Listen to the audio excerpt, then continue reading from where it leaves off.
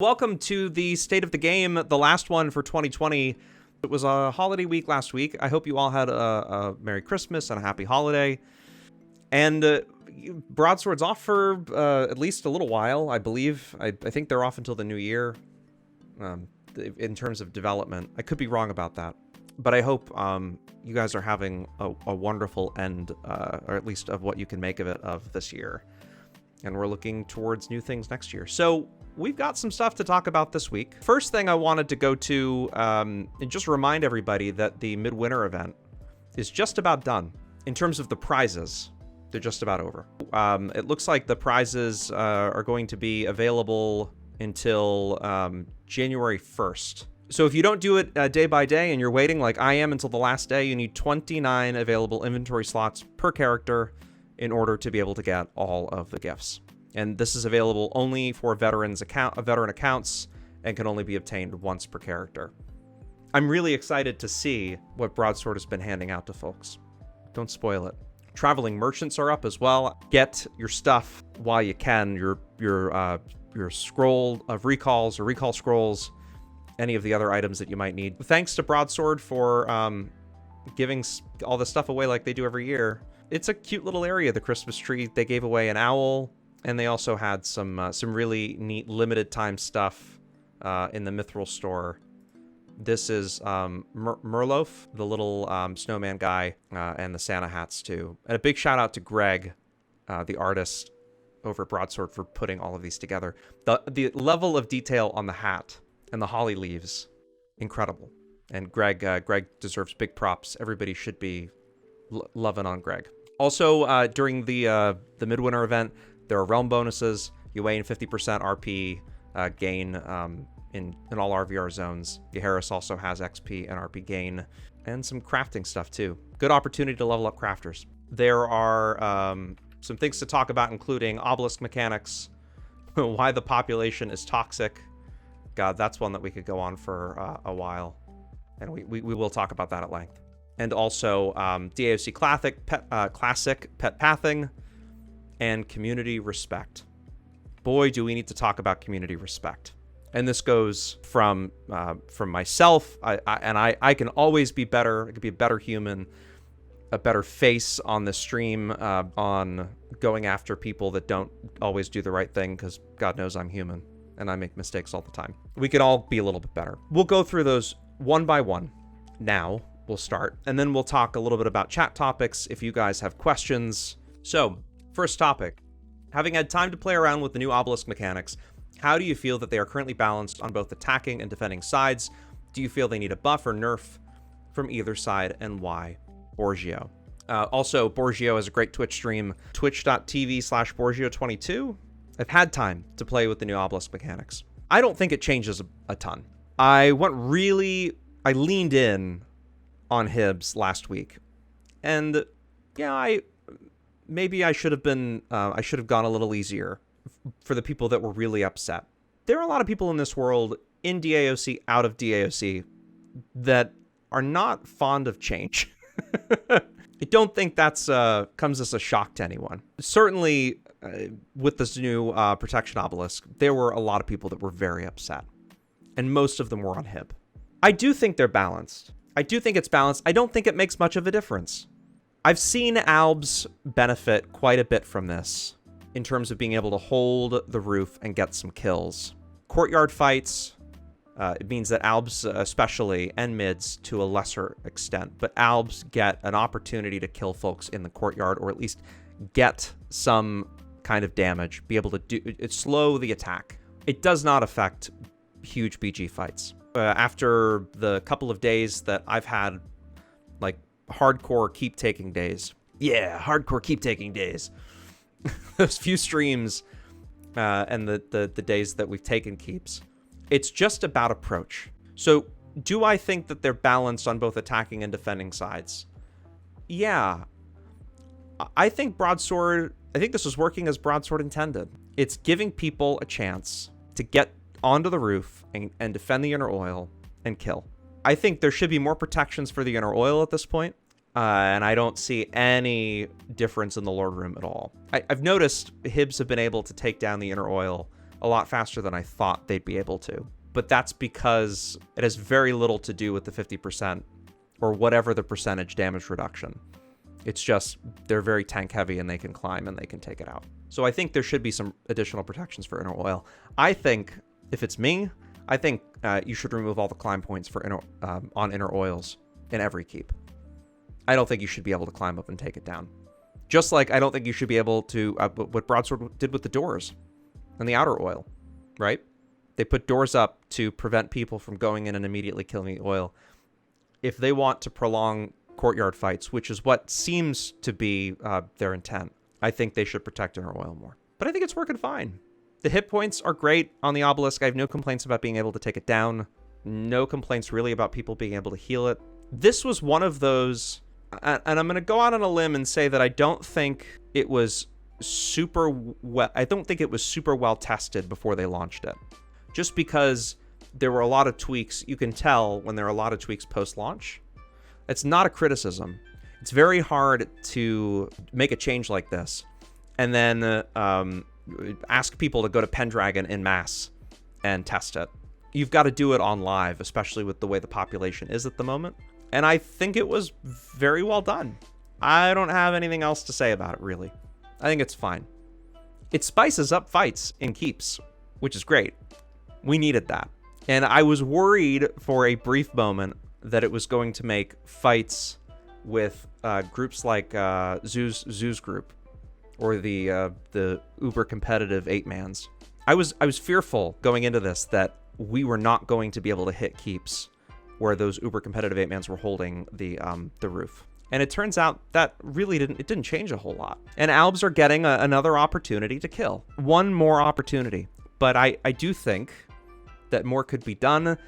And Broadsword has alluded to that, right? So if we go back down to right here, Broadsword says on the Herald, there are several other additional keep upgrades being discussed, as well as more ways to redeem the upgrades by completing myriad gathering quests around the frontier, so stay tuned. This is not the end-all be-all for keep changes, and I think they're on the right path. Cure Bunny Classic in chat says, just need constant tweaks to the overall, even once a month hotfix on class from each realm would probably help. I've heard in Discord time and time again how DAOC versus other games, there needs to be more patches, there needs to be a patch schedule. But on the flip side, I don't think that Broadsword needs to just make changes just to make changes because people feel like the game is still alive if they patch. I've talked about dynamic events. They do these seasonal events, which are great. I don't know. We're going to talk about the classic server in a second. I think more time needs to be spent on these kinds of tweaks, and maybe that's what you're referring to. These kinds of tweaks, and do them more frequently. Make it easier and harder. Make it dynamic. Have a dev run stuff. I don't understand why this hasn't happened yet. To me, it's not the inability to run these kinds of events. It's just the unwillingness to do it. So anyway, I digress. I think the protection obelisk is working great. Borgio, who asked this question, says, I still feel the obelisk is about right. Allow mids to get some casts off and get some RP. Mass numbers will still win, but gives folks at least some of us. Yep. On the flip side, we stopped hero in Glenning U because we could cast from the roof when the tanks push. This is what Borgio is saying in chat. And Gear Bunny Classic says it's giving defenders a chance at RP and more experience in fighting. It's really hard to learn if you get killed in 5 seconds every fight. Sovereign says it doesn't affect any fights where the attacking far outnumbers the defenders. It does affect fights. It doesn't affect the outcome. There is a significant difference between it affecting a fight and affecting the outcome of a fight. If there's an opportunity to get more kills, it's affecting the fight and it's doing what it's intended to do. It's not meant to change the tide. It's not meant to prevent 80 versus 20, letting 20 win versus 80. That is up to the folks on whatever realm is underpopulated.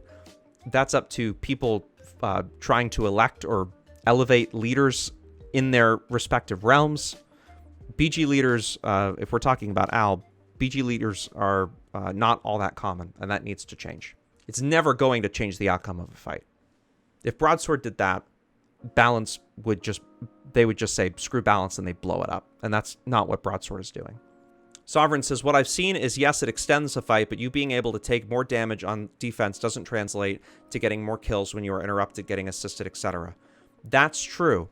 It doesn't translate to getting more kills. It gives you an opportunity to survive a little bit longer, and hopefully that defending realm that is underpopulated is forming groups in the keep, is forming assist trains. The days of stun nuke, if you have one heal in your group, I think are over, unless you get diseased, but then hopefully you've got somebody else that's curing disease. Should it go further? I don't know, but I think it's helped quite a bit. God's Demon is wondering what the cap is for RP bonuses and keeps. Yeah, I think it's somewhere between 25 and 30. So let's move on to the next topic, and we're just going to go through these one by one. So first, we're going to talk about why the population is toxic, and then we're going to talk about community respect. Toxicity exists among all three realms. It exists amongst some of the nicest players who would literally do anything for any realm mate or opposing realm mate if they asked. It exists with the competitive 8-mans, and it's what gives, I think, those competitive 8-mans such a bad rap. Toxicity needs to change in the game across the board. We all need to be better humans. That includes me. That includes probably you, the listener, unless you're not playing the game and therefore haven't had a chance. It probably includes all of us. In one way or another, we need to be better humans. We need to look at the game as it being, at this point, let me take a step back. When there are 5,000 people on a server, you really don't have to care about the health of an opposing realm. It's not important. You just go out and you kill stuff and you wrap it up and you're done. When the population isn't so small that there's not action. If you're listening and you're wondering, should I come back to the game? The answer is yeah, you should. There's a ton of action. And we're talking exclusively about live servers here. We're not talking about free shards. We don't talk about free shards, really. We certainly don't mention the name of free shards on this state of the game or on really anything that I do. We have to be better at making sure that other realms have what they need. Making sure that all three realms are equally represented in some way, shape, or form. We need to stop harassing underpopulated realms. This is what fueled, I think, a lot of the recent changes, was the non-stop taking of empty keeps, steamrolling people. There were a lot of Hibs and Albs that should be blamed for this. We all shoulder some of that, because any one of us who are part of a BG that is 80 plus versus nobody, 90 plus, 100 plus versus nobody, one of us could have gone over and started an opposing BG, or one of us could have organized a group. We all carry some of that. There will be people, quite a few people that don't agree with that approach. But when the population is what it is today, I think we all shoulder some weight in trying to make the game as balanced as possible. The better the fights, the longer the fights, the more are happy walking away from those fights. We all carry some of that. The one person who really doesn't deserve any blame is Legan. Legan left Hib and went to mid because Legan saw an opportunity to start a mid BG. Legan gets a lot of credit for that. When there was not a mid BG, or there was a mid BG, but there wasn't reliable leadership over there. We need more folks stepping up and going over to Alb and starting BGs. And we also need Rescue to take a step back, because I don't think he's helping a whole lot right now over there. I've seen BGs, secondary BGs try it and get formed over on Alb, only to be steamrolled and shot down by the people who are diehard Rescue fans. And that's fine. Whatever, right? People can be diehard Rescue fans. That's cool. But it's not helping the realm. And if you wonder why all night, very little action occurs, it's usually because somebody hasn't stepped up, who's new, has decided to try new things. Lazardin says, some of us have realm pride and always play one realm. Some of us in Astroar are very proud mids and play even if it's like 20 versus 80 and continue to fight all night. That's fine. You can have realm pride. I'm not suggesting that everybody needs to just hop over to another realm.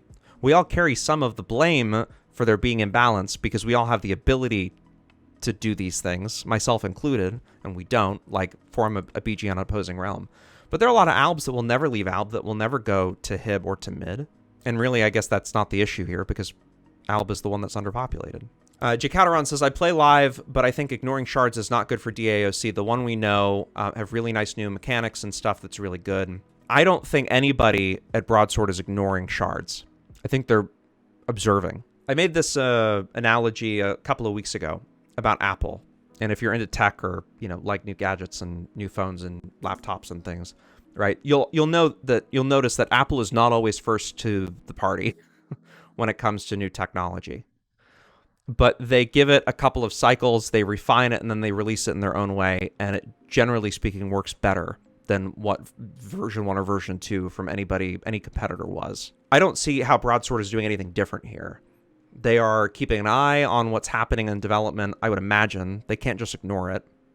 Seeing the changes and then learning from it and building on it. And that's why I'm actually kind of excited to talk about Classic and the new server, but we'll get to that in a minute. Bob Amalama says the average player isn't going to log on, see their realm, half their realm taken and on fire or on fire and stay logged in. Yes. Population bonuses. How many times have I said this? I feel like I'm beating a dead horse.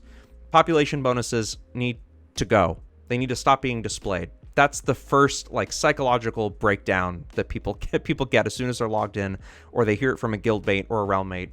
Oh my god, we're outnumbered.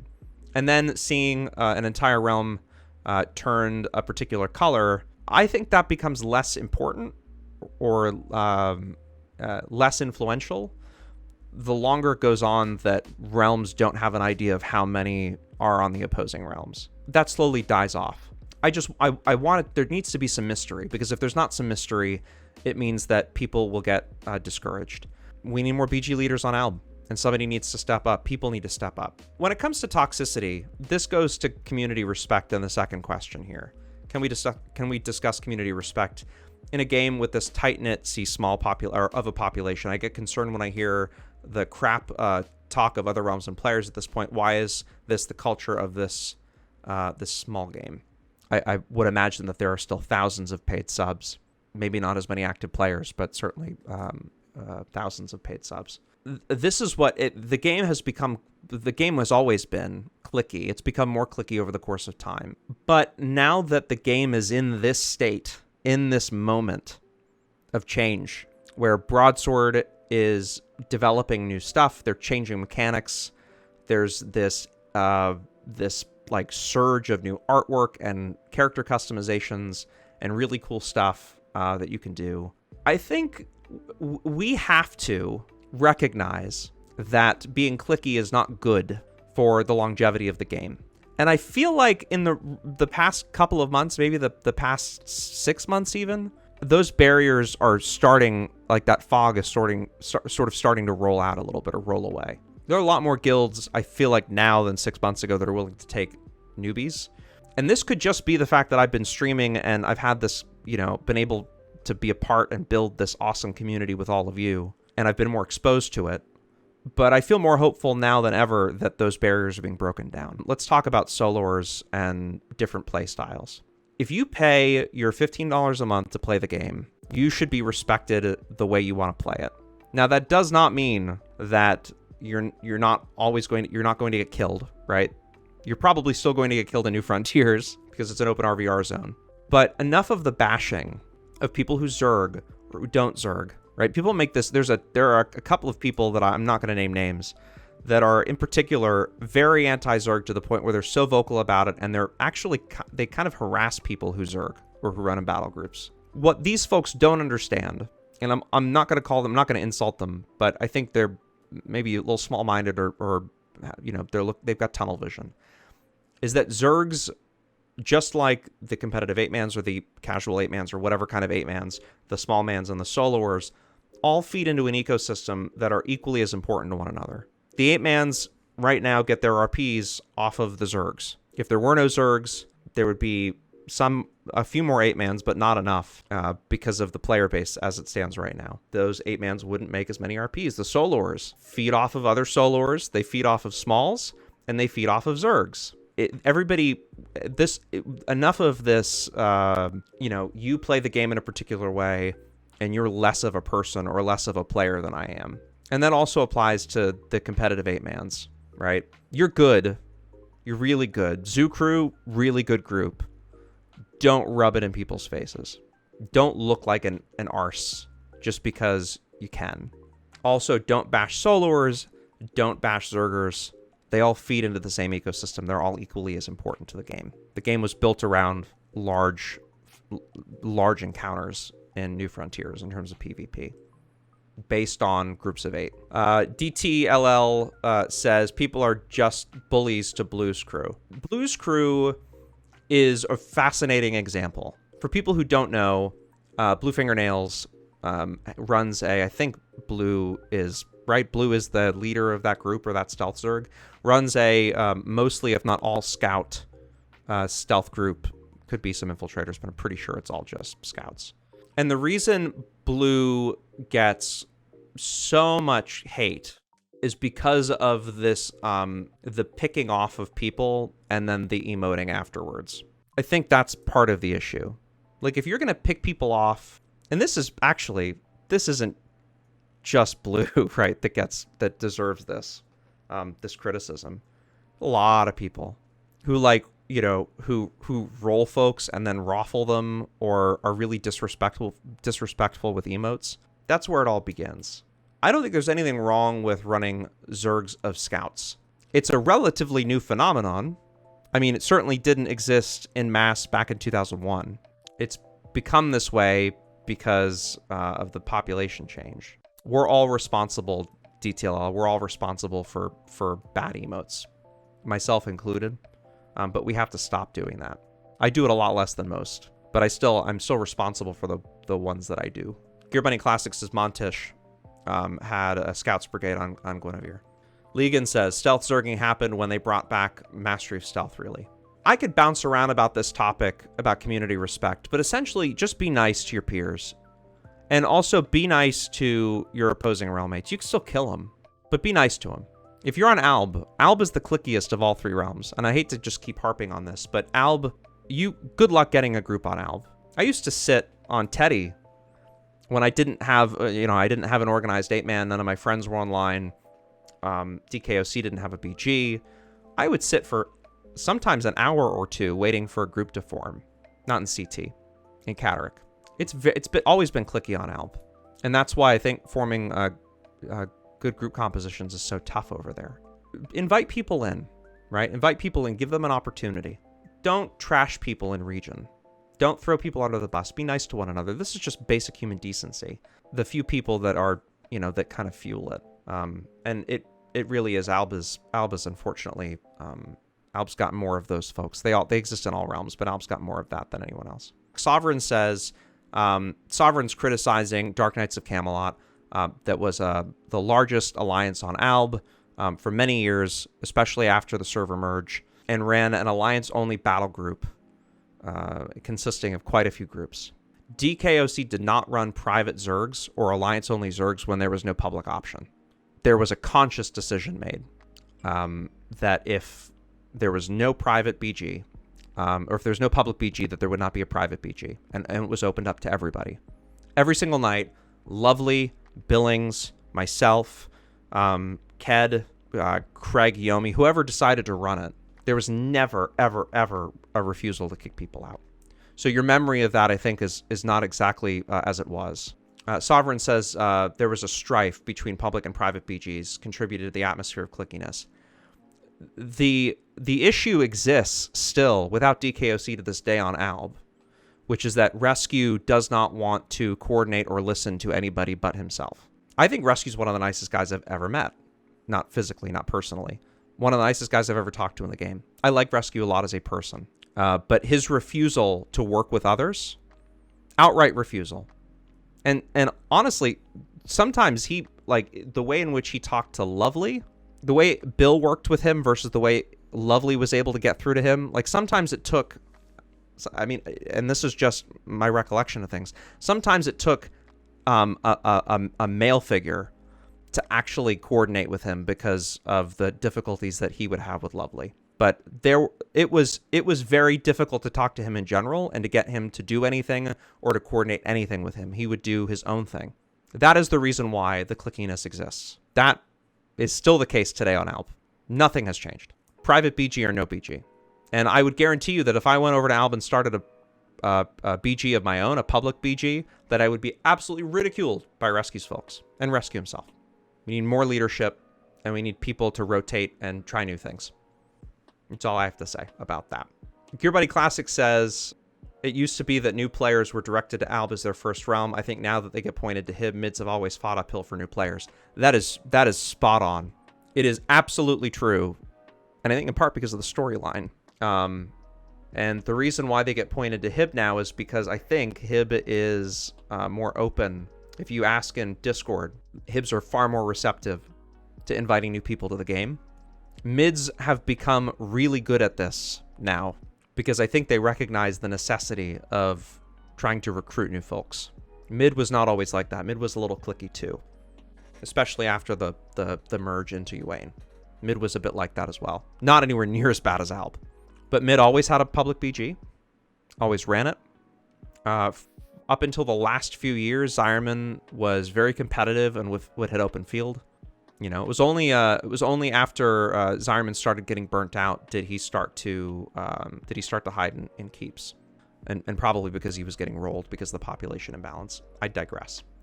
But GearBuddy Classic has a great analysis on this. I think that's really spot on and true. God's Demon says FOH is a great guild and they're taking back in new renewed players and carrying them.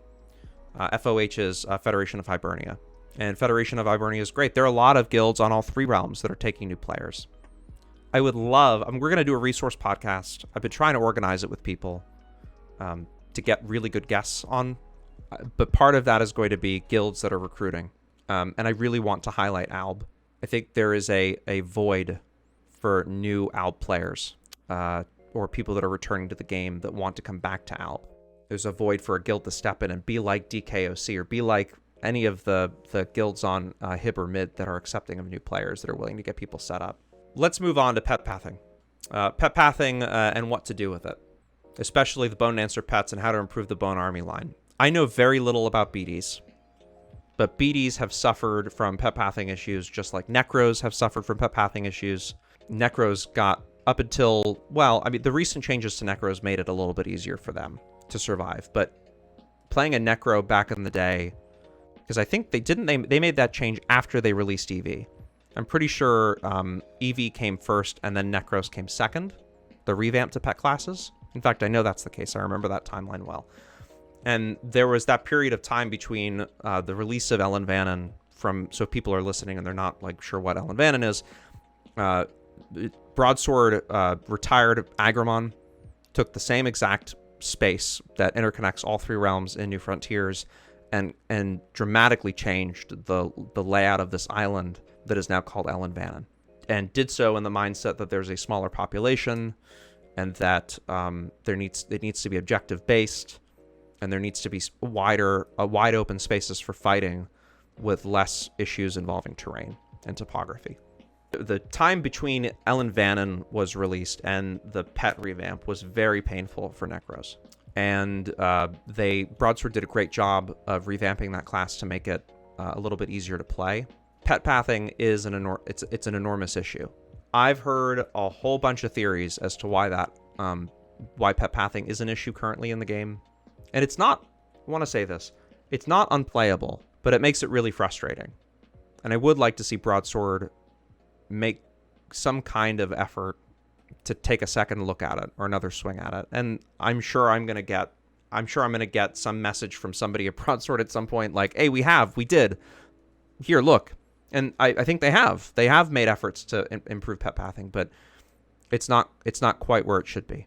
Farm Sauce says no pet class has suffered from pet pathing as much as BDs, and there was no reason to change the healing percentage and casting speed of the heal pets. I don't know. I don't know much about BDs. I really don't. All I know is that when they have their pets with them, they are an uber competitive class. The issue is having your pets there. And, you know, I've heard rumors about it being or involving polygons in the Gamebryo engine that the game runs, or /Netimers.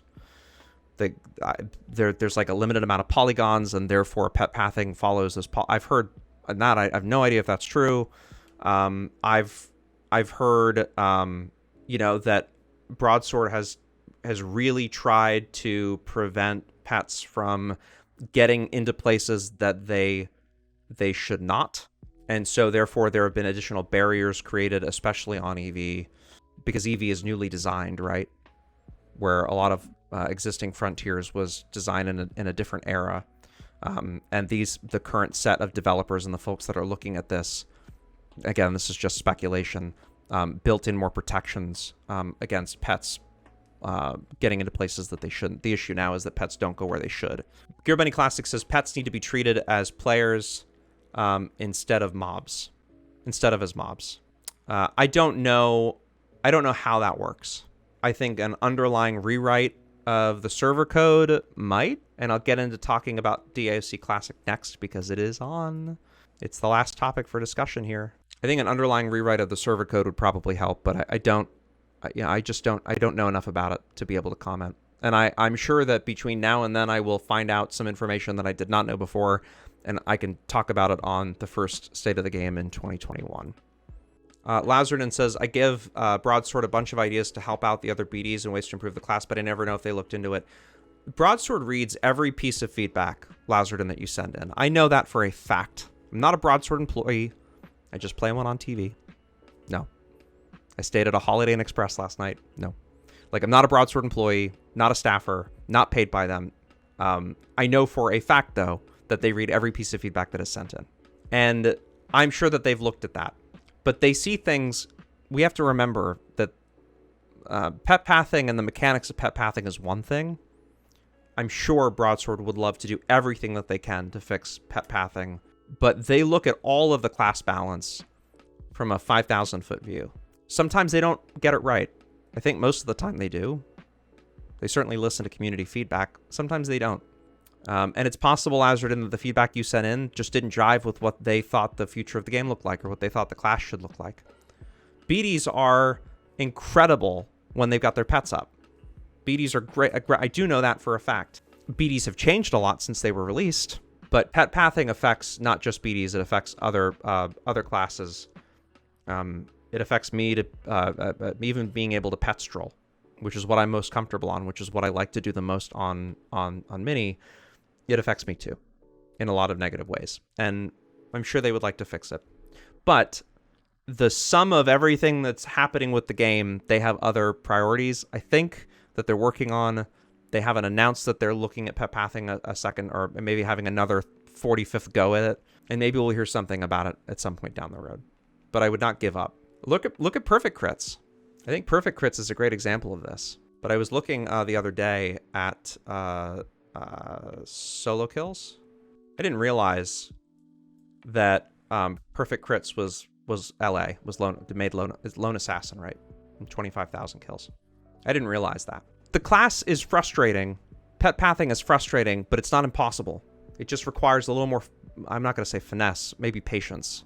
You have every right to feel that you should not have to put in that much patience in order to play a class.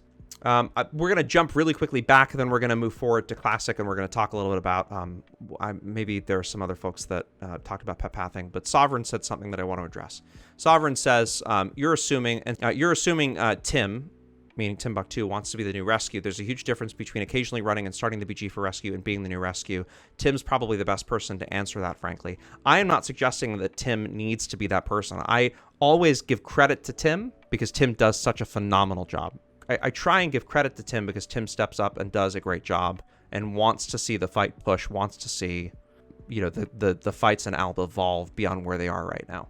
I keep coming back to this. I feel like I'm going over it. I've said enough about this. I think my position's clear. I'll just restate that Rescue's not all bad. Rescue's not bad. He's been there when no other Albs have. He's been the constant on that realm. He deserves a lot of credit for that. In order for Albs to be competitive, they need a leader who pushes, calls fights, is really aggressive. Look at what Zoo was able to do on Alb today. Towards the end of the evening, if you watched my stream, you saw it, Zoo led the Alb BG. Or at least people followed Zoo, and he wasn't, I don't even know if I think he might have been in the BG. But he wasn't even the BG leader. There was another minstrel that was. But he was shouting in region directions, trying to call the fight, and wiped Hero like once or twice. That's what Alb needs. Alb needs a leader that will push. I hate that this is turned in. I hate that when I talk about this, I actually feel really bad. When I talk about this, that it's like rescue this, rescue that. Rescue's done a lot for Alb, but he just needs to step aside and make a new lead and have somebody new who leads, or be receptive to a new BG leader who comes over there. That's all. Let's get back to pet pathing. Lazardin says most of their pets stink. There's no reason to use them nor spec Bone Army. Dreadlord sometimes is worse than Hib Underhills. AoE dot is the same as the Met Necro dots, but at level 42. Other than that, the Bone Army line is weak.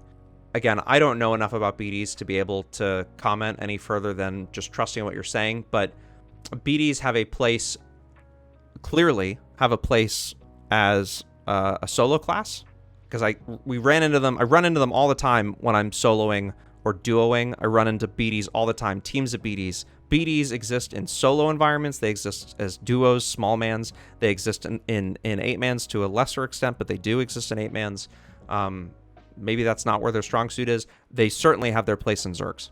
And they may not be the end-all be-all. You can't compare, in my opinion, you can't compare the Dreadlord to the Hib Underhill. Like, they're different. The Hib Underhill does not have a series of pets behind it that are willing to heal and support the primary pet. It's very, the dynamics of these classes are very different. And comparing a BD, you can't really compare a BD to any other class in the game. It just doesn't work like that, with all due respect. Just like you can't really compare a Necro, because of the Necro, especially now, the utility of the Necro. You can't really compare it to anything. While I believe what you're saying is true. The class is viable. Might need some improvements. Pet pathing stinks. In some cases, it's certainly more difficult in some places than others. But people are still playing and doing very well as BDs, and so send in your feedback. Make us think about it. Continue to talk about this. Maybe I should come over.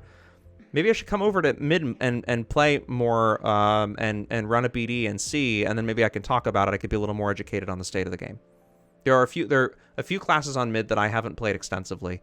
I did have a BD many years ago. I haven't played that BD in many years, so I don't know a whole lot about it. Sovereign says, Cabbie pets stink compared to all the other classes. Can we all agree on that at least? Cabbie pets are phenomenal.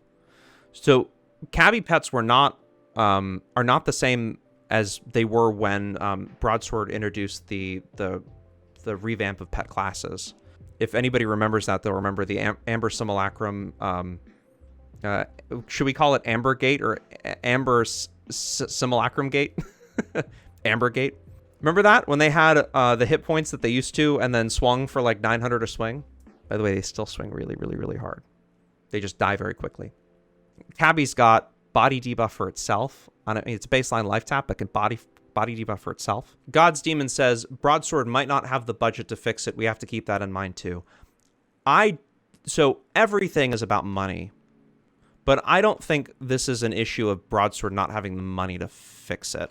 If Broadsword had the money, I think they would just, and I don't, again, I've talked about this. I don't know what the relationship is with EA, but I think Broadsword would just, migrate the game to a brand new engine, and you wouldn't have many of these issues. I'm going to talk about the classic server because I think this is maybe an extension of this conversation, but we'll get back to that. Gearbunny Classic says BD was the response of mid to the Thurgist, Animist was the Hib version, all with very different utility. They are similar in their purpose and the response for in terms of one realm versus another having a similar class, but they all carry very different utility. And I'm actually I'm a big fan of the way all three have panned out. Again, maybe not so much about BDs because I don't know them, but the way Animus and Thurgist have evolved over the course of time. Actually, Thurgist haven't really evolved at all. Thurgist, the limit on pets has been reduced. Thurgist really haven't changed. Thurgist is pretty much OG, and they're great. Animus have evolved, and I don't know so much about BDs. Thank you, Lazardin, for being a brand new Tier 1 sub. Gearbunny Classic says, and if BD had been done more like Thurgist Animus, they'd probably be less of a problem, but it's enough of an imbalance that they added Call of 1,000 Storms to Thane and Valk to try and balance pet spamming for boss killing. Those are a pain in RVR too when they're used properly, which they rarely are these days. But I think we could all agree that Thanes aren't always played to the best of their ability. A lot of Thanes love to see the hammers and get super excited at the hammers flying in the air, just like Menelaus. love the crazy AoE dot and will break every CC around. Thanes are in a very similar way. They love to see the hammers. I think Thanes, there should, I'm not saying all Thanes, but a lot of Thanes should think more tactically about the way that they play. I think Valks, generally speaking, are well played. I haven't seen a bad Valk in RVR in quite some time. Prove me wrong, though. Farm Sauce says taking multiple casters with air pets is fine. Yeah. I mean, Thurgist, if you're up against a Thurgist, it takes some thought. When you're in a group, when you're versus an 8-man, and Thurgist is, generally speaking, the preferred interrupter, unless you've got a really good mini who can also play the backfield. Thurgist is kind of crucial in a good ALP group composition, and they have to be one of the first to be taken down. They're great. They're phenomenal interrupters. Gear Bunny Classic says, responding to that whole BS money issue, it's not a money issue. It's a time to implement issue. I agree on that. So let's talk about DAOC Classic, which is not what y'all came here for, because I've discussed this on prior State of the Games. But let's talk about what I think. You can go back and listen to the archive of all of the State of the Games that we've done so far, and this is we're getting close to 10 here. Let's talk about Classic. I think pure speculation, that the new version, whatever this alternative server, this new server will be, is going to be wildly different than most people think it will. Most people think Classic server, and they think of a particular free shard in 1.65, and they very well could be targeting 1.65, right? Pre-TOA. Anytime pre-TOA. People have to remember that pre-TOA, there was a lot of imbalance in the game. Things took a lot longer. There were quality of life improvements since then, a ton of quality of life improvements, the amount of grind that existed. That's speculation on my part. I don't think they will. I think there's going to be a ton of changes to this new server. A ton of quality of life improvements. I think there will be reduced grind. I don't think, and this is kind of a bold statement to make, I think, or bold assumption to make, that they're doing it in a way that would potentially hurt the population of Uain. How could that be? People are up in arms, the people who love Uain, about this Classic server, and really worried that this Classic up in arms. That's a bit dramatic, Ramek. People are not marching on the streets demanding a Uain and no Classic server. In fact, they're picketing outside my house right now. I just think that however they're going to implement this is going to be completely different than what most of the fan base of DAOC is going to expect. I talked about this a couple of weeks ago. This is a total rumor, speculation on my part, fueled by a couple of people that I've spoken to that are not at Broadsword. I think that this may be more than just a new server. And whoever is watching this at Broadsword right now is probably rolling their eyes at me for saying this. But I'm going to say it anyway. I have this sneaking suspicion that there's a rewrite of the server happening. Like a server level rewrite that's happening. I don't know if that's the case. I really don't. For me, that would make the most sense to rewrite the server code to make it easier to work on in the future, to make it easier to build on, potentially make it easier to migrate to a new game engine, although I think that's a bit far-fetched. You got to remember that the game is written in C++. C++ is like, for assembly languages, it sucks to work with. Like you really, like, people need to appreciate Broadsword more for what they do, because working with a server code that was written in the late 90s for a MUD called, I think, Darkness Falls? Was it called DF or Darkness Rising or something? It was written for a MUD pre-2000. And when Mythic was formed, Darkness Falls Crusade is what Gear Bunny Classic says. It was written for a MUD. And they migrated this code to work, or they finessed it to work with what is now still 20 years later, Dark Age of Camelot. 20 years later, whatever. It feels like 20 years. The free shards, and I'm not going to talk, well, let me take a step back from free shards. I could talk about Dawn of Light. Dawn of Light is no secret. Dawn of Light has existed since the early 2000s, mid-2000s. Dawn of Light was this server emulator project. It is the basis of every free shard that exists, and it infringes on a ton of intellectual property from Electronic Arts and Mythic, right? Mythic, BioWare, EA, whatever. I don't know if that's been passed on a Broadsword or EA still holds it or what, but like, I am not advocating. In fact, I'm telling you the opposite. Do not go play a free shard. Dawn of Light is essentially stolen the game. In the same breath, when I said earlier that Broadsword was paying attention to free shards and what they're doing, one of the really interesting takeaways from DOL is that it was rewritten. The whole entire server code was rewritten in C#, which is way easier to work with. The server code I'm talking about. The client hasn't been touched. They're using out-of-the-box clients, but the server code is written from the ground up with a lot of stealing that happened in between. They stole, all the artists that worked on the game from the time of it, the inception of the game all the way until now, right? The artwork, all that stuff was lifted and without credit, stolen and used. That's why I have such a hard time talking about free shards. But there are lessons to be learned from that. If people take your work and they rip you off, I think there's a better opportunity to come back and bite them in the butt. And I would say other things, but this is supposed to be a podcast and maybe supposed to be kind of family friendly. Although I don't know if you're listening to this in the car and you've got a significant other or children, I'm so sorry for them.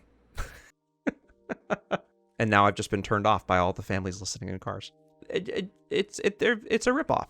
Rewriting the server code in C# would be, or taking the work that's out there, because I hate to break it to everybody. Most of you probably know this already. Dawn of Light's open source. It would be a lot easier, and I'm telling you this because I know this for a fact, and this is where this rumor and this speculation in my head started, is that I heard from several people that shall go unnamed, not Broadsword people. I want to make that very clear, not Broadsword people. I heard from several folks that you know what, I can't even elaborate further on it. I can't, because I'd be giving up way too much information. There's reason for me to believe, and again, pure speculation, Broadsword is rewriting the back end of the game. It would be very easy for them to do it because DOL is open sourced. If they didn't want to do all of the work from the ground up, I'm not suggesting that they're taking DOL and running with it, but there's an amazing back end to work with. They could be doing it in-house. They could be using the existing server code. But if they were rewriting the server code, it would be really, really exciting because of the amount of stuff that they could do. And I know this because DOL is like moldable in ways that I don't think the current server code is that is running the live game. With that being said, do not go play a free shard. You are playing stolen, you're playing pirated content, and you're playing on stolen artwork, stolen names of spells and classes, and don't do it. People love to be like, yay, this particular shard. It's all over the place on Reddit. It's all over the place on Facebook. That, talk about toxic. That's toxic. Those people that are like advocates for shards. They can be extraordinarily toxic and will not let you get a word in edgewise when you're talking about the live servers. That community needs to go, and they need to go like ASAP because they're not helpful. But anyway, the classic server, what do I think it is? I think it's going to be pre-TOA. If I can find the post, John said several years ago, and we'll try and find the link, that it was going to be pre-TOA. Don't know if that's changed, but John clearly said that a few years ago. I think there's probably some stuff on the Herald too. In fact, I think they cover this in a grab bag. I'm just going to read this word for word because of the podcast. You can read along with me if you like. This is Broadsword answering a grab bag question about the future. The question is, any updates on plans for next year? Broadsword's response: in the first quarter next year, we'll be continuing our response to Endless Conquest feedback, as well as delivering numerous bug fixes and some other goodies in the form of a 1.127 update. Afterward, our alternative server proposal will then be a major developmental focus. Our original proposal of a subscription-only Classic plus Shrouded Isles plus housing server that advances vote-based through DAOC's subsequent content is still the plan. We'll be sharing the details of that server's rule set, like which frontier it will use and what other changes will be involved with it as we get through 1.127. Depending on how this alternative server goes, we will be launching subsequent versions, perhaps with some fun variations, with a more forced progression. With that being said, UAIN will continue to be the primary long-term focus as we view it as the game. With Endless Conquest and the ability to play for free, we've seen a great number of returning players and new players out exploring our beloved world, and more importantly, endless battling each other in the frontiers and battlegrounds. While alternative servers may seem like a shift away from UAIN in the short term, in the long term, they will be another boon to the game as a whole and to UAIN. New and returning players alike will have a chance to start fresh on the new servers, learn or relearn the game, gain realm rank, and eventually transfer over to UAIN with their established characters, which will continue to grow UAIN's population over time. In addition, the momentum from Endless Conquest and this future momentum from these alternative servers are also in the midst of an investigation into bringing DAOC onto Steam. 2020 is going to be a great year for DAOC, and with these plans coming to fruition, there will be many more ahead. Wow, I'm so happy that I got a chance to reread this. There's a lot of juicy stuff here. They've said a lot more than even I remember them saying. Broadsword's painting broad strokes, pun intended, with this response. Classic plus Shrouded Isles plus housing sounds like, well, pre-TOA with housing. That's what it sounds like. It didn't dawn on me that they were thinking about launching other kinds of servers. There is a market for this out there. There is a player base out there. I talked about this in the last state of the game. There's so many people out there that grew up with this game, myself included, that are itching to come back. I mean, I'm here, right? I don't have to come back. I'm here. But a lot of people are itching to come back. And by the way, if you're listening to this podcast or you're watching the stream and you're like, should I come back? The answer is yes, come back now. You only fuel the fire of this development and change and the health of this game if you come back now versus waiting. I still am not ruling out the idea that I'm telling you, it would be so much easier for them if they rewrote the back end of the game, if they rewrote the server code, or they took a page out of Diabol's book. Maybe they will, maybe they won't. I don't know. They certainly know this server code better than anybody else. They're the only ones that have worked on it. John has been with, John joined Mythic Entertainment. John Thornhill, the producer, back in 2005 or 2006. Started off as a CSR. I believe he made his way over to UO and then came back to DAOC and took over from Talal in 2015 or 2016 as the producer. And Broadsword's staff is not, it's larger than you think it is. Let's go to chat questions real quick, because I've ignored chat for the couple of minutes while I've been just steamrolling through my thoughts here. Lozers asks, can you touch a bit more on how you believe Classic won't hurt Wayne? Honestly, I would be playing today unless I found the stream a few months ago, so thank you. Lozers, I am so happy to hear that. I'm so happy to hear that, and I can't take the credit for all of it. It's this amazing community, the Patreon supporters, the Twitch subscribers, everybody that's in the Discord channel, everybody that's tuned in and watched, and all of the other Twitch streamers. I'm not alone here. Like, Carol has a great Twitch stream on Saturdays. An amazing Twitch stream with all sorts of fun giveaways, and people have rediscovered the game there too. We all are working together, but not working together to make it happen. In some ways more than others. Can I touch on how I won't believe the Classic won't hurt you, Wayne? So look at the player base right now of the free shards. Okay, it's not what it was at launch, but there's still a player base over there. Think about the people that started playing this game back in 2001 and the people that migrated and left for a while. There are tens of thousands of people, and there haven't that have played. Well, no, there's been hundreds of thousands of people that have played this game. At least hundreds of thousands, tens of thousands that I think are still the market. Tens of thousands, and it's not like there is a slew of new MMOs that are coming out to compete. I mean, there's some. Still, Dark Age of Camelot has the best PvP, bar none, like, period, end of story, full stop. Like, not even going to argue that with anybody.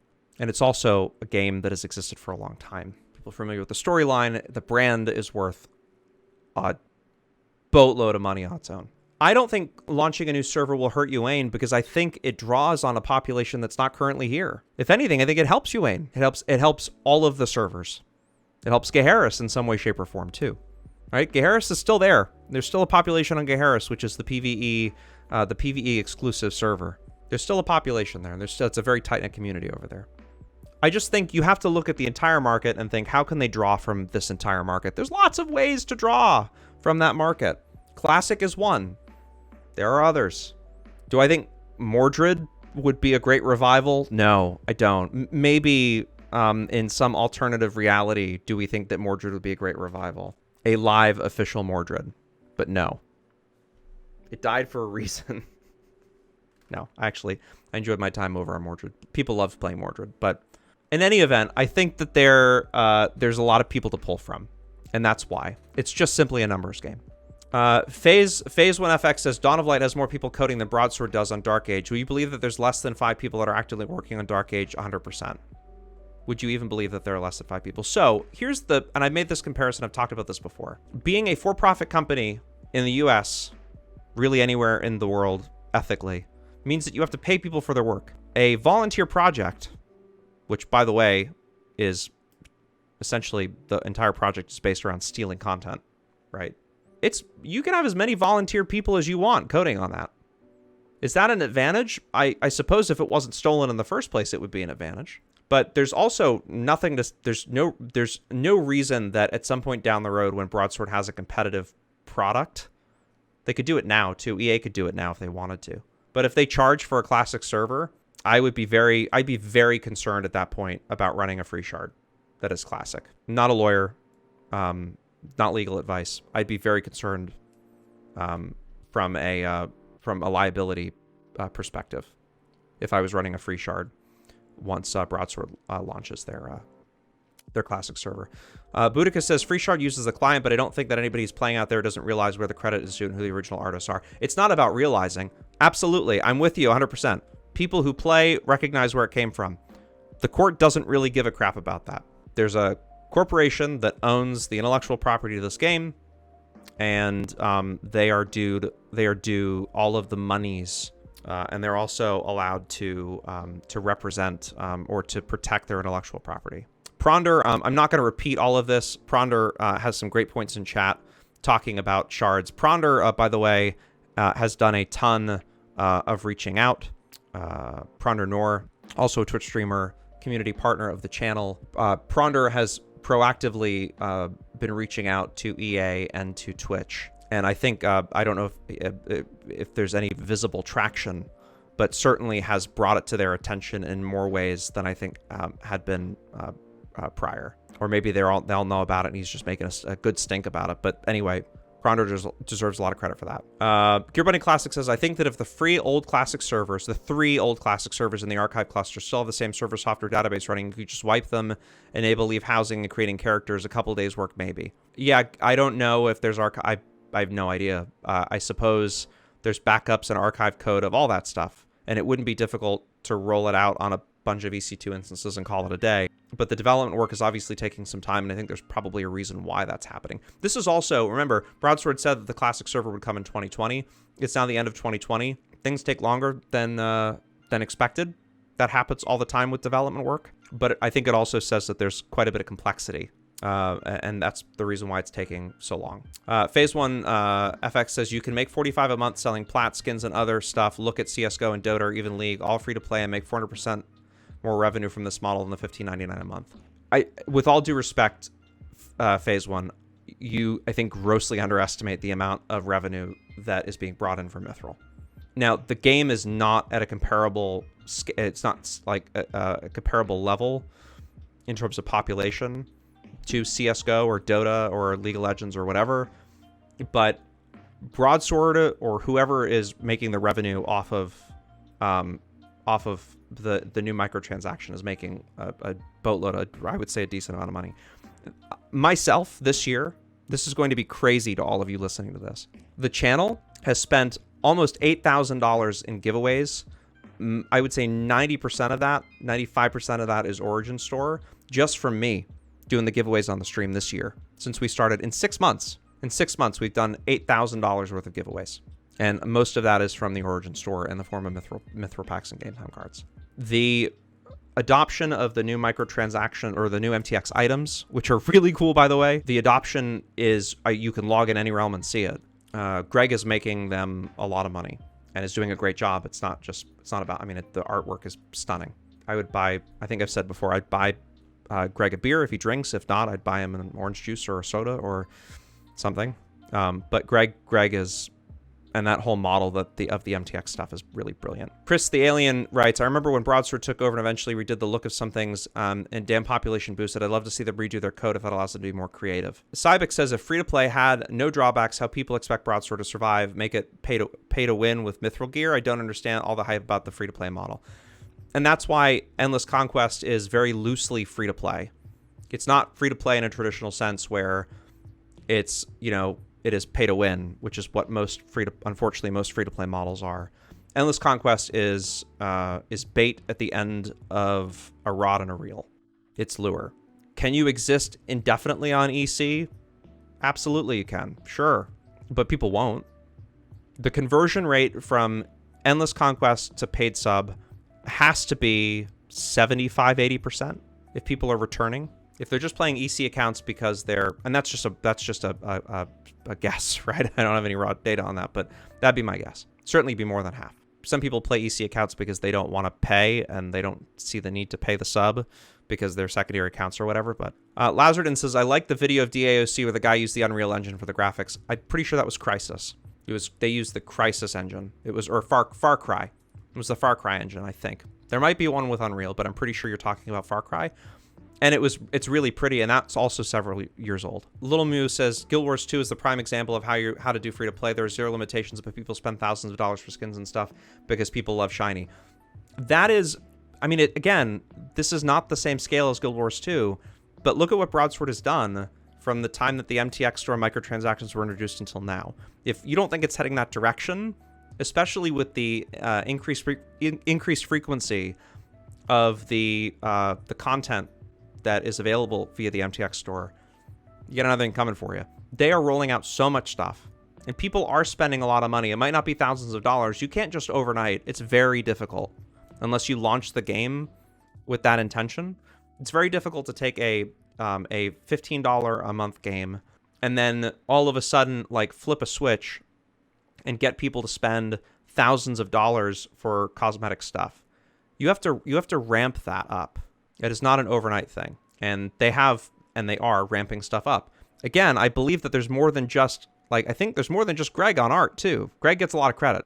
And because I can't confirm the name of the other people that are playing or other people that are working on art at Broadsword, nor would I just start sharing names of people other than Greg, because he deserves a lot of credit.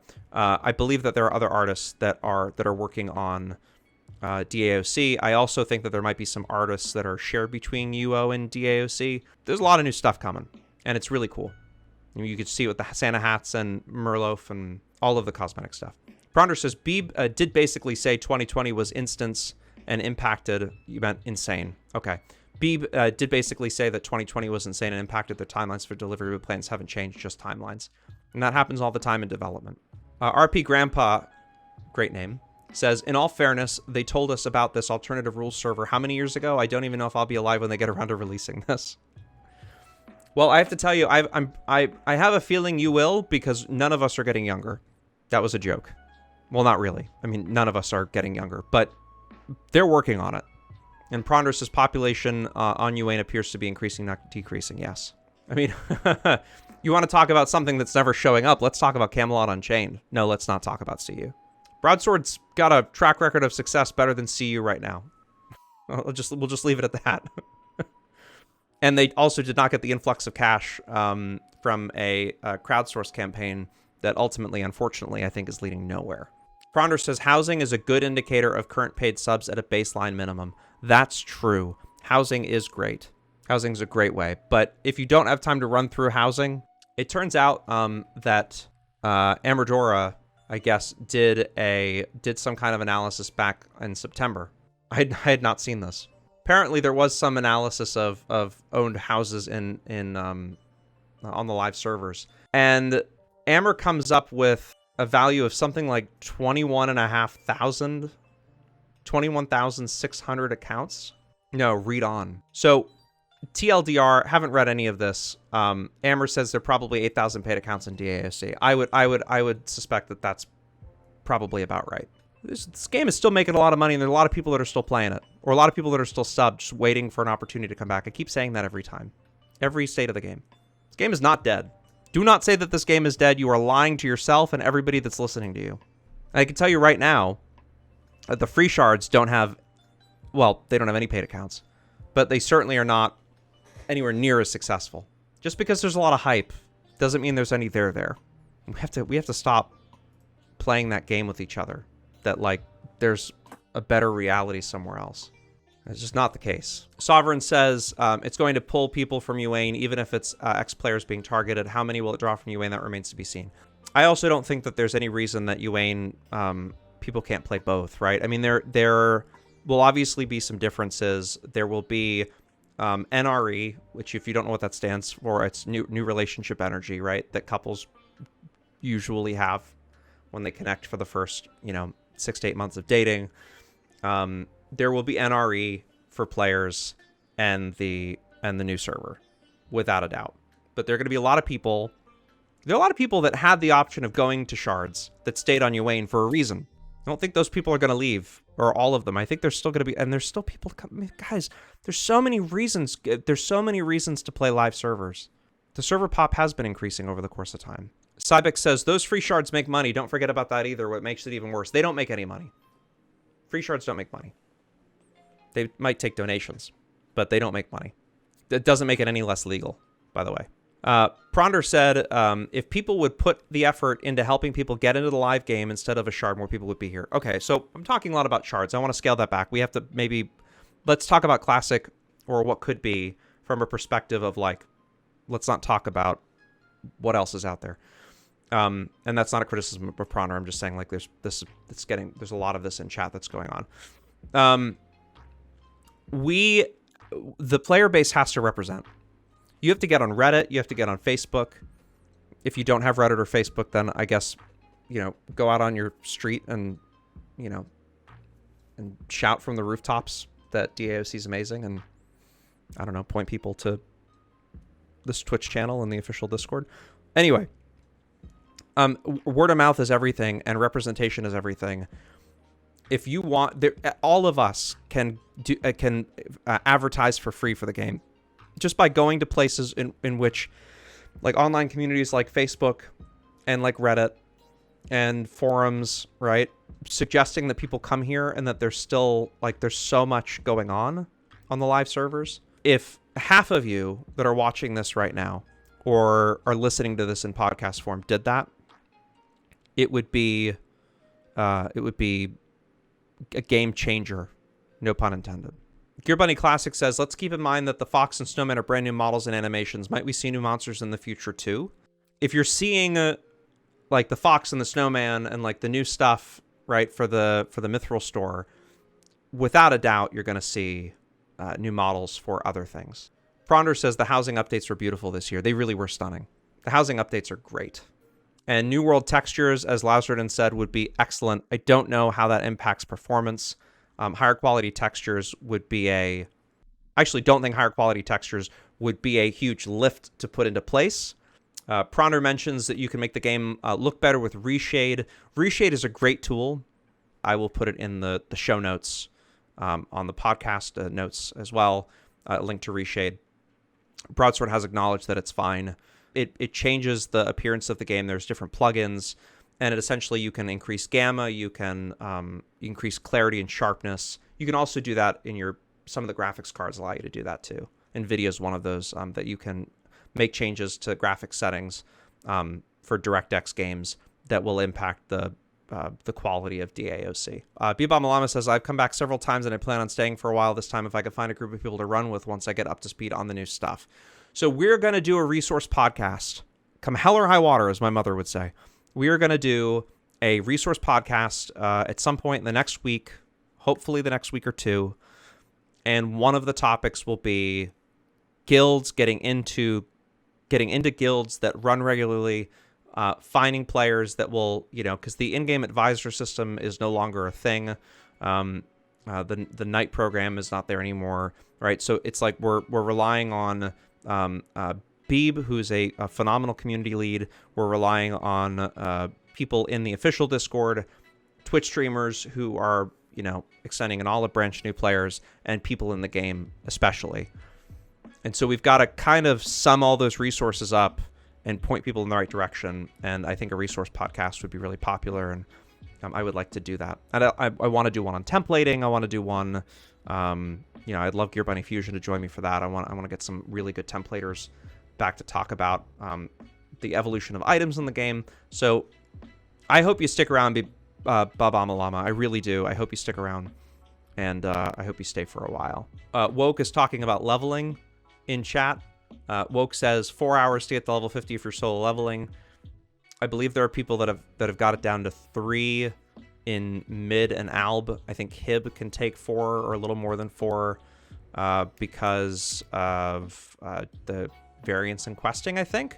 Remember, some of you will remember, some of you might not have even been alive if you're watching this when the game launched. But it took me, I think, 2 months to 3 months to get to level 50. Playing like 4 days a week, 3 days, 4 days a week. It took me a few months at least to get to 50. Back in the beginning. So quality of life has changed significantly. And there are people that are even willing to power level you, although I would encourage you not to use a power leveling team. I would encourage you to not reach out to somebody that has a macro team that can bring you into DF or bring you into a spot. If you are returning as a player, you will benefit from going into the tutorial zone, which is where you start off as a level 1 character, running the quests, learning the class. Even before you come into the game, talking to people in the community about, what your desires are. There's so many different classes and so many different specs for these classes. Maybe the first step, if you're listening to this, is to reach out to somebody in the community. You can go to my Discord. The link is in the show notes, or you can go to twitch.tv/Ramagoken and connect with us here. The official Discord is a great place to go to. darkageofcamelot.com is a great resource, and connect with a really good guild. Connect with a really good guild. That is so important. I cannot stress that enough. Guilds are what keep people in the game. It's the connection to people, right? It's a social network that you build, but it is also the access to resources that you otherwise would not have. God's Demon said, did Mythic pay an orchestra for its opening music? Here we go. Main title. Rick Schaefer and Charles Washington also provide 3 electronic symphonic tracks, including the opening fanfare of main title. So there's your answer. There are a number of composers that are credited. And chat is talking about the menu blasting sound. Babama Llama says, the menu blasting sound when the Mythic screen pops up will forever be ingrained into my brain. Pronder says, that opening sound is louder than a jet engine, I swear. No kidding. I don't hear... Sometimes I turn on the in-game music and, pull out a weapon just to, remember what it used to be like for the first, 15 or 20 minutes I played the game, and then turn the music off.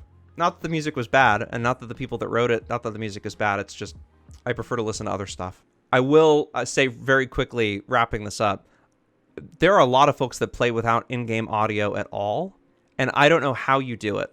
I need in-game audio to survive in the game. If I lose audio because I get my software mixer or whatever gets bugged, I have to quit, reboot or fix it, and then come back into the game. I cannot play without audio.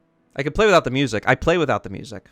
And I also, Fueled says I keep the audio at 1. I also keep my game audio at 1. But I need I need to be able to hear what's happening. That's just a very important part of my playing experience. It's a very personal thing. We all play differently. We all have different preferences. Even the way your bars are set up, all of your settings, your keybinds, those are all very personal things. But for me, I will share that I have to have in-game audio, not the music, and certainly not the combat music, but just the ambient music and the sound effects and stuff. I have to be able to. So none of this is pretty much a full-time gig for me. This is my work right now. I'm a former journalist, a career journalist that worked in television and radio, and most recently worked with independent producers and public radio and podcasts around the world, public media organizations around the world, and huge podcast networks. That was my most recent gig. Left that industry a couple years ago. I got burnt out. When the pandemic hit, I decided I wanted to give back to the community that had given so much to me. And so I started this Twitch stream. The channel I started back in, I want to say it was like 2015 or something, but like I never did anything with it. And I started streaming full-time in May. And this has pretty much become a full-time gig for me.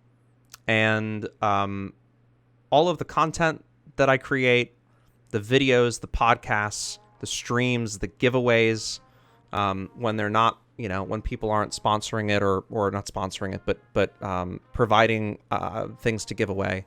As I said, I think, out of the stream's pocket, out of my pocket, we spent like $8,000 in giveaways from the Origin store just in the last 6 months. And there's a lot more when you count the people that have donated stuff.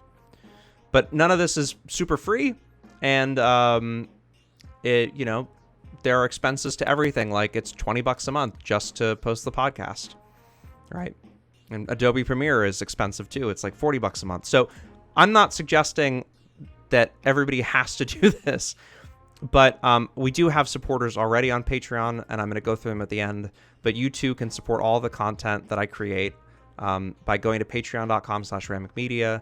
There are 4 levels that range from $5 a month, which gets you access to the fight recaps and the weekly Q&As, all the way up to 50, which is Beard Crew, you get my personal cell phone number, you get I'm available all the time, nightly shout-outs, all sorts of stuff. I also have I just finally got around to printing. There's a picture of Sadie and I finally got around to doing that. I'm very excited to send that out to the Beard Crew members. It's very cool. I wanted to surprise you, but I might as well just share it anyway. Finally got around to doing that, and so Pronder and Siambra we'll get that. Anyway, patreon.com/ramicmedia, the best place to support the stream. If you're not in the financial position like so many people are, you're no less helpful to the stream and to all the work that I'm doing. You could simply just word of mouth spread, let people know. The stream goes on 5 nights a week, every night except for Wednesday and Saturday, although holiday weeks are different. But every other week of the year when it's not a holiday week, 5 nights a week except for Wednesday and Saturday, 7:45 p.m. Eastern. We try and do giveaways every night at 8:30. And there's a ton of custom content that's only available to Patreon supporters. And we do giveaways, all sorts of stuff. Thanks to Siambra and to Pronder for being Beard Crew members. That's the highest level of support for the channel. To Borgio and to Beeb, thank you so much for being the It's Not Over, which is the tier 3. Thanks to Bellamar for our tier 2, saving the game. Thanks to AK Extraterrestrial, to God's Demon, to Neomatrix, to Ollie, to Keed, Veneer, Viowin, who's our newest Patreon supporter, and Bloodcore. Thank you guys so much for the support. It means the world to me, and it allows me to keep doing all of this work. Running the ads, creating the videos, doing the streams, all that stuff. Thanks so much for tuning in. Be safe, wear a mask, take care of everybody around you in this crazy world that we live in right now. Please be safe. Ciao.